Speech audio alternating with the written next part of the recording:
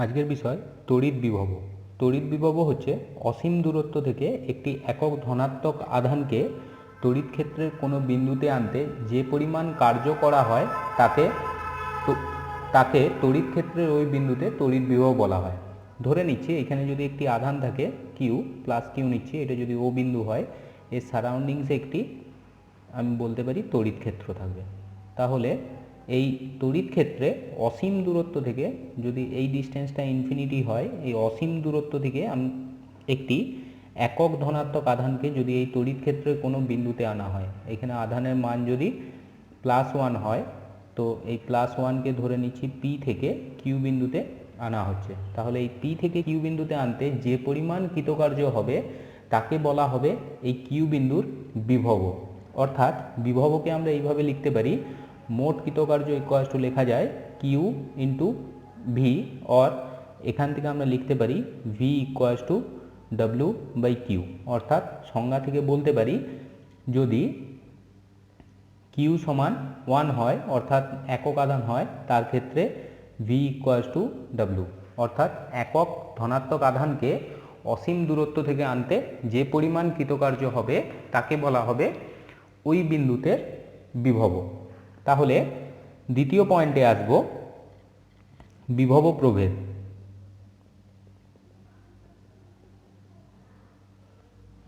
Potential difference.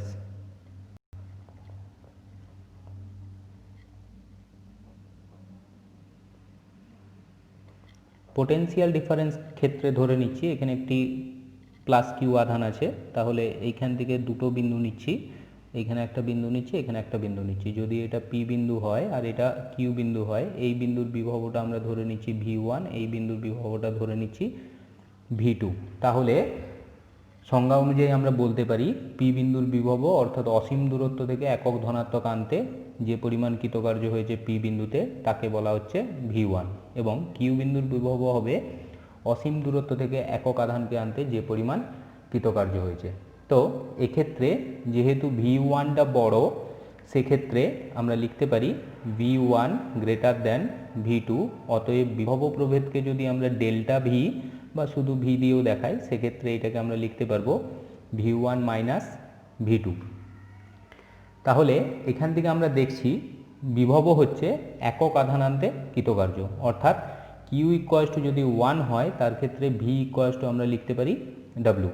এইবার কৃতকার্য আমরা জানি কৃতকার্য সমান হয় প্রযুক্ত বল ইন্টু সরণ। তাহলে প্রযুক্ত বল ইন্টু সরণ, যেহেতু সরণটা পথের উপর নির্ভরশীল নয়, তাই আধানটাকে আমরা কোন পথে আনবো তার উপরেও কি হবে, বিভবটা নির্ভরশীল হবে না। অর্থাৎ আমরা বলতে পারি বিভবটা হচ্ছে পথের উপর নির্ভরশীল নয়।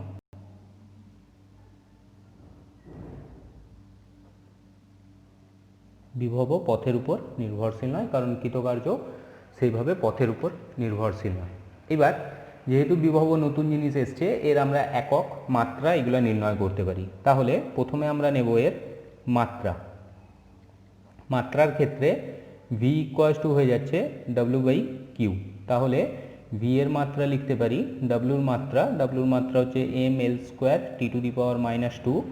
কিউর মাত্রা হয় আই ইন্টু টি।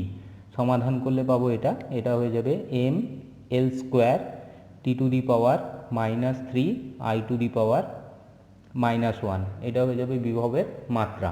এবার যদি এককে আসি, প্রথম আমরা নিতে পারি সিজিএস পদ্ধতিতে একক। সিজিএস এর পদ্ধতিতে এটাকে বলতে পারি আমরা স্ট্যাট ভোল্ট বা বলতে পারি ইএসইউ বিভব।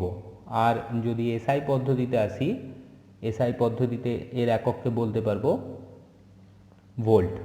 এবার যদি ভোল্টের আমরা সংজ্ঞা বের করতে চাই, তাহলে ভি ইকুয়াল টু আমরা জানি ডব্লিউ বাই কিউ। তাহলে 1 ভোল্ট ইকুয়াল টু লিখতে পারবো 1 volt equal to 1 joule by 1 coulomb. মানে 1 কুলম্ব আধান আনতে যদি 1 জুল কৃতকার্য হয়, তাহলে সেই বিন্দুর বিভবকে বলা হবে 1 ভোল্ট। এবার কিছু সম্পর্ক, সিজিএস আর এসআই এর মধ্যে যদি সম্পর্ক নেই, সেক্ষেত্রে নিতে পারি সিজিএস ও এসআই এর মধ্যে যদি সম্পর্ক নেই, এসআই এর এককের মধ্যে, মানে আমরা এখানে ভোল্ট ও স্ট্যাট ভোল্টের মধ্যে সম্পর্ক নির্ণয় করতে চাইছি। তাহলে সম্পর্ক অনুযায়ী 1 ভোল্ট ইকুয়ালস টু হবে 1 জুল বাই 1 কুলম্ব, অর আমরা জানি 1 volt equals to 1 joule equals to হচ্ছে 10⁻7 আর্ক, এবং 1 কুলম্ব হচ্ছে 3 ইন্টু 10⁹ ESU। অতএব এখান থেকে আমরা লিখতে পারি 1 ভোল্ট ইকুয়ালস টু 1/300 ESU বিভব, বা এটাকে লিখতে পারি আমরা 1 volt equals to 1/300 stat volt. এটা হয়ে যাবে এককের মধ্যে সম্পর্ক। নেক্সট আমরা আসব পৃথিবীর বিভব।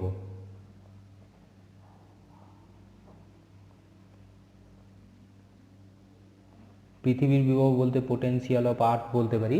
সাধারণত যেটা করা হয়, পৃথিবীর বিভব আমরা শূন্য হিসাবে ধরব। পৃথিবীর বিভব নিচ্ছি, পৃথিবীর বিভব হয়ে যাবে শূন্য।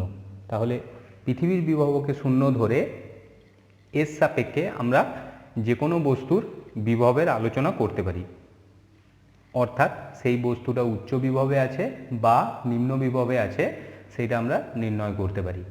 তো এখানে যদি আমরা একটা ছবি আঁকি, ধরে নিচ্ছি একটি বস্তু আছে, বস্তুটা যদি ধনাত্মক আধানে আহিত থাকে, ধরে নিচ্ছি এটা ধনাত্মক আধানে আহিত আছে। এবার পৃথিবী অসীম আধানের আধার হিসাবে আমরা ধরতে পারি, কিন্তু অসীম আধানের আধার হলেও একমাত্র ইলেকট্রনের দ্বারাই মুভমেন্ট করা সম্ভব।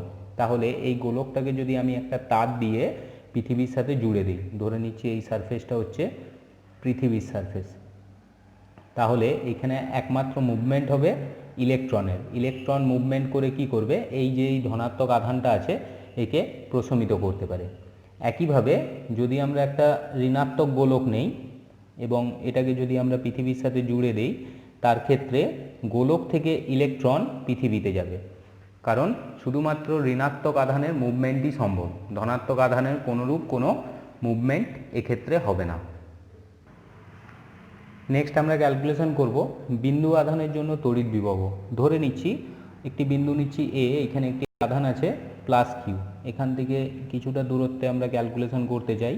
ধরে নিচ্ছি এই বিন্দুটা আছে P, এই বিন্দুটা নিচ্ছি আমরা P1। এ থেকে P বিন্দুর দূরত্ব হচ্ছে R, এবং এ থেকে P1 বিন্দুর দূরত্ব হচ্ছে R প্লাস dr। তাহলে এইটুকু অংশের দূরত্ব আমরা নিতে পারি dr, অর্থাৎ P1 ইকুয়ালস টু dr। তাহলে এই P বিন্দুতে যদি আমরা তড়িৎ ক্ষেত্র নির্ণয় করি, অতএব P বিন্দুতে প্রাবল্য,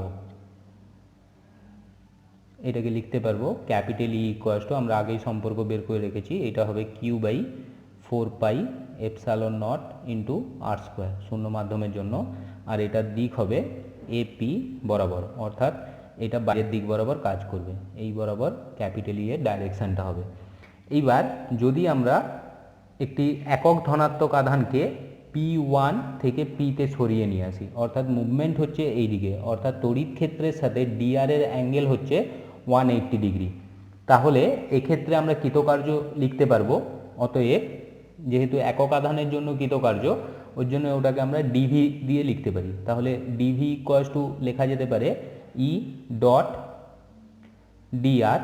তাহলে এক্ষেত্রে আমরা লিখতে পারি, যদি ডট প্রোডাক্ট ভেঙে দেই, এটা হবে E dr into cos of পাই, যেহেতু E এবং dr এর মধ্যবর্তী কোণ হচ্ছে 180 ডিগ্রি।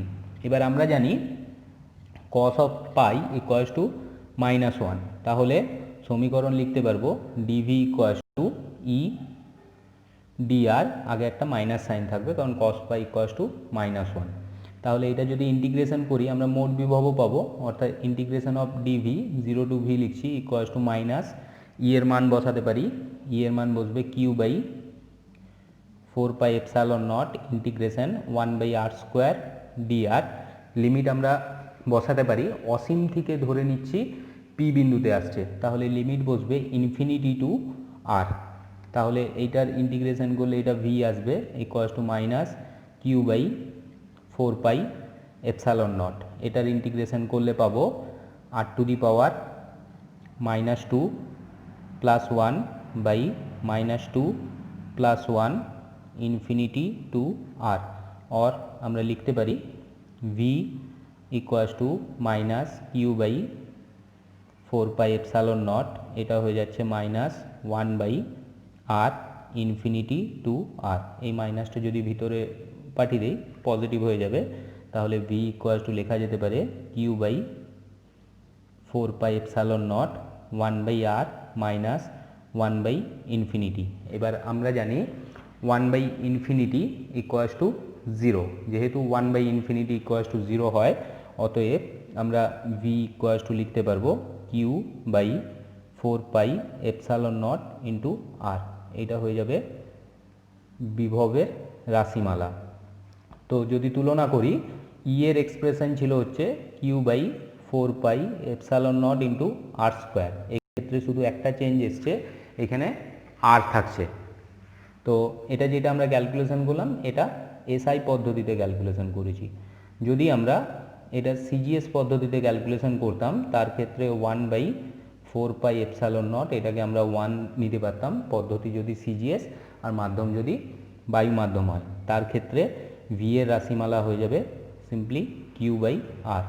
এটা হয়ে যাচ্ছে সিজিএস পদ্ধতিতে ভি এর রাশিমালা। নেক্সট আমরা ক্যালকুলেশন করব দুটি বিন্দুর জন্য যদি বিভব প্রভেদ নির্ণয় করি।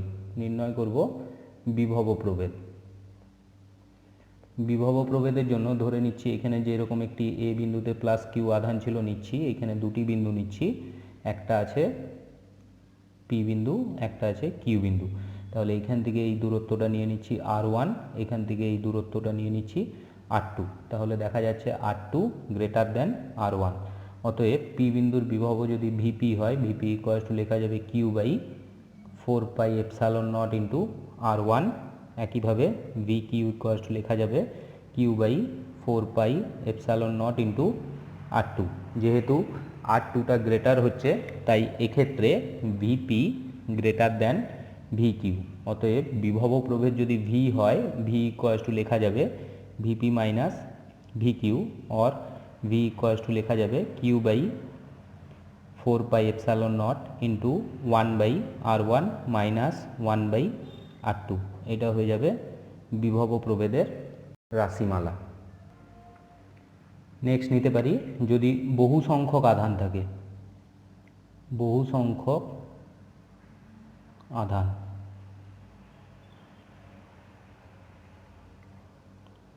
বহু সংখ্যক আধানের জন্য যেহেতু স্কেলার কোয়ান্টিটি, ওই জন্য আমাদের ক্যালকুলেশনে কোনো জটিলতা নেই। ভি ইকুয়ালস টু আমরা ডাইরেক্ট এটাকে লিখে দিতে পারবো 1 by 4πε0 into summation over Q by আর।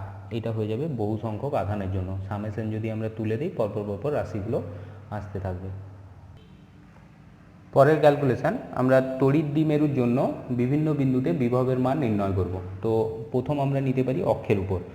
তো আমরা একটা তড়িৎ দ্বিমেরু নিচ্ছি, ধরে নিচ্ছি এটা একটা তড়িৎ দ্বিমেরু, এটা এ বিন্দু, এটা বি বিন্দু নিচ্ছি। এখানে আছে মাইনাস কিউ আধান, এখানে আছে প্লাস কিউ আধান। তাহলে এটাকে জুড়ে দিলে এই পুরো দূরত্বটা আমরা নিয়েছিলাম 2l। তাহলে এটা যদি মূল বিন্দু হয়, মূল বিন্দু থেকে ধরে নিচ্ছি আর দূরত্বে একটা বিন্দু নিচ্ছি আমরা পি। যদি এটা পি হয়, এই দূরত্বটা আর নিচ্ছি।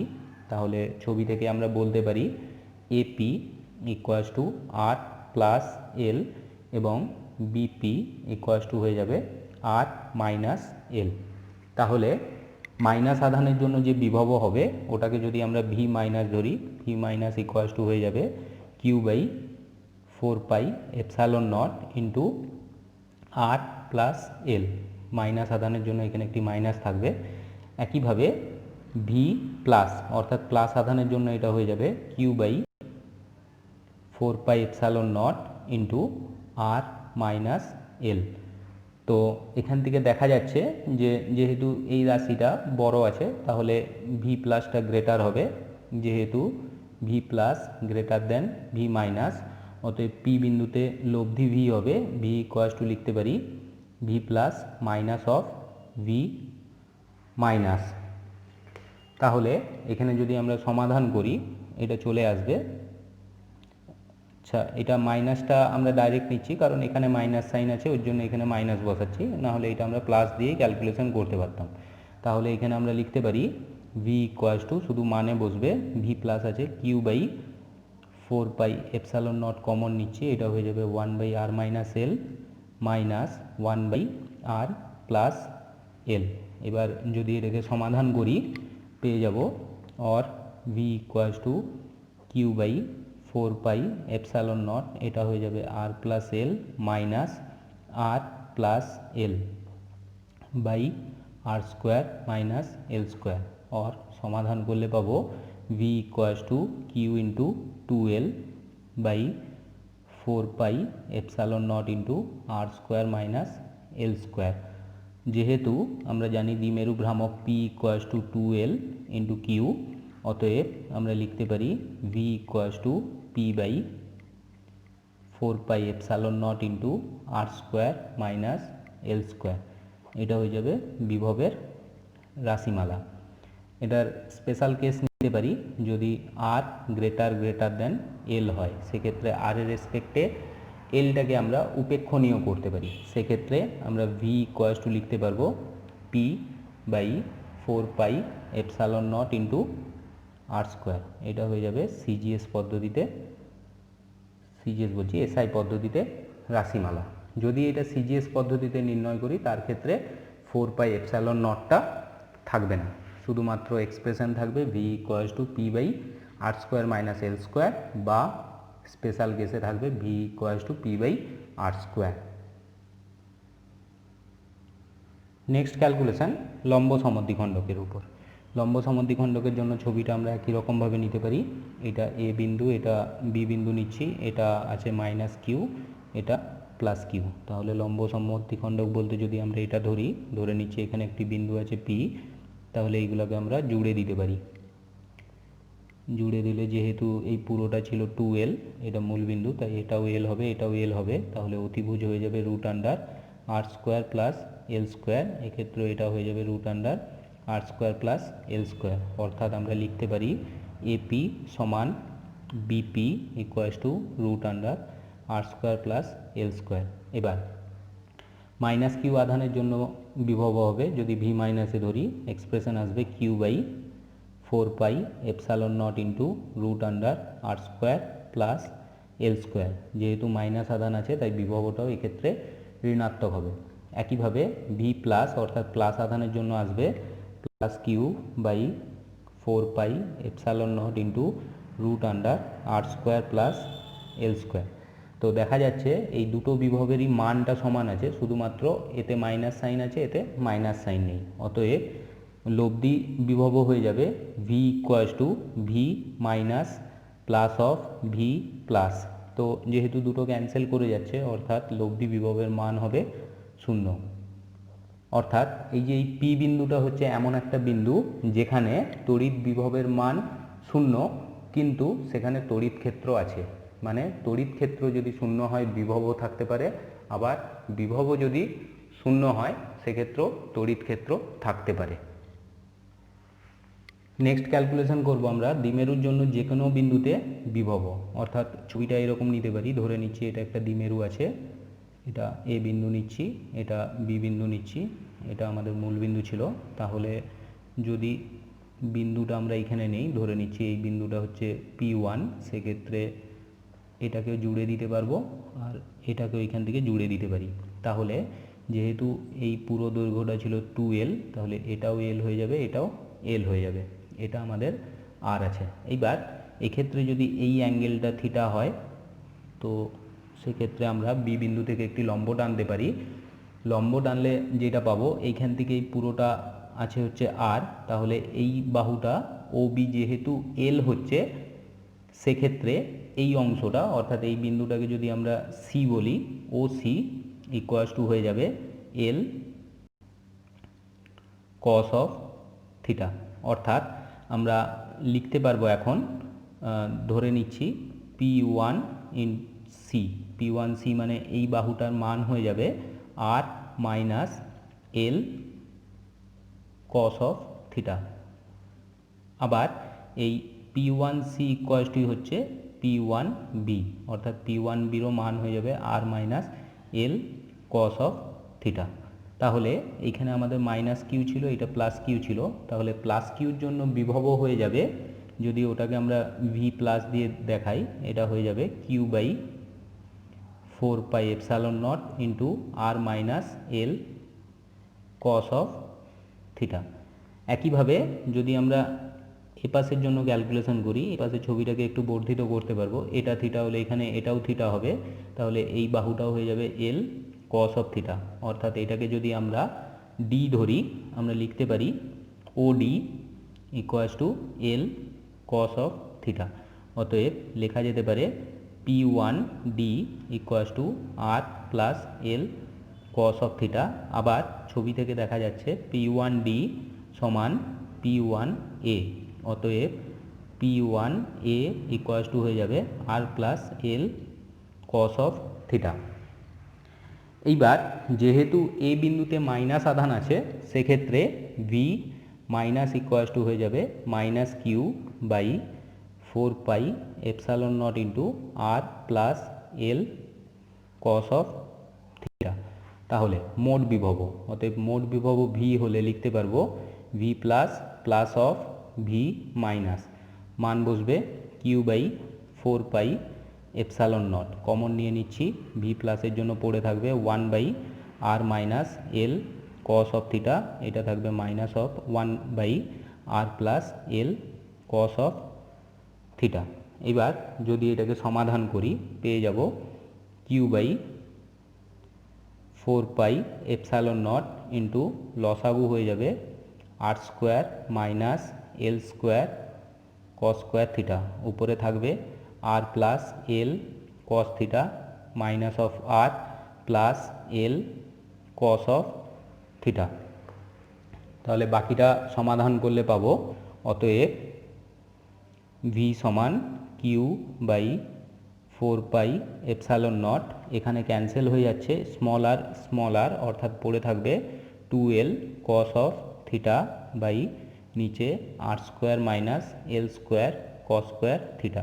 এবার আমরা জানি দ্বিমেরু ভ্রামক পি ইকুয়ালস টু হয় 2L ইন্টু কিউ, অতএব ভি এর এক্সপ্রেশন আসবে 2L ইন্টু কিউকে পি বসালে P cos of theta by 4 pi epsilon nought into R square minus L square cos square theta. এটা হয়ে যাবে ভি এর রাশিমালা। এর বিশেষ ক্ষেত্র নিতে পারি, যদি আর গ্রেটার দেন এল হয়, সেক্ষেত্রে R square minus L square cos square theta nearly equals to আমরা আর স্কোয়ার লিখতে পারি, অতএব ভি এর এক্সপ্রেশন আসবে P cos theta by 4 pi epsilon nought into R square, এটা হয়ে যাবে ভি এর রাশিমালা। এবার অ্যাঙ্গেলের উপর ভিটা নির্ভর করছে আমরা দেখতে পাচ্ছি, অতএব প্রথম কেস নিতে পারি যদি থিটা ইকুয়ালস টু 0 ডিগ্রি হয়, অর্থাৎ এই বিন্দুটাই অক্ষের উপর। এবার cos 0 যেহেতু 1 হয়, সেক্ষেত্রে ভি ইকুয়ালস টু পাবো P by 4 pi epsilon nought into R square.